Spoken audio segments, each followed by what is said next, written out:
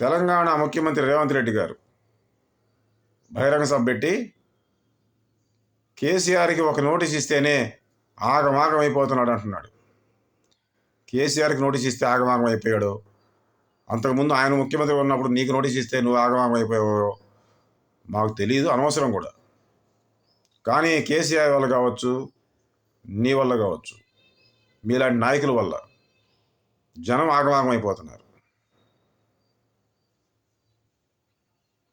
తెలంగాణ పేరుతోనో మరొక పేరుతో sentiment రెచ్చగొడుతున్నారు. Sentiment ఉండటం మంచిదే, మీలాంటి వాళ్ళకి అది ఆలంబనగా మారడం సరైనది కాదు. తెలంగాణ ప్రజల జీవితాల్లో మీలాంటి వాళ్ళ వచ్చిన మెరుగైన మార్పులు ఏంటి? వాళ్ళ జీవితాలు మారింది ఏంటి?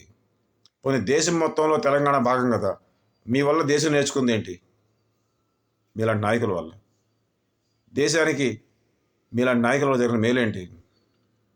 మీ అన్ని జాతీయ పార్టీలే కదా, రిజిస్ట్రేషన్ చేయించుకుంది ఢిల్లీ దగ్గరే కదా.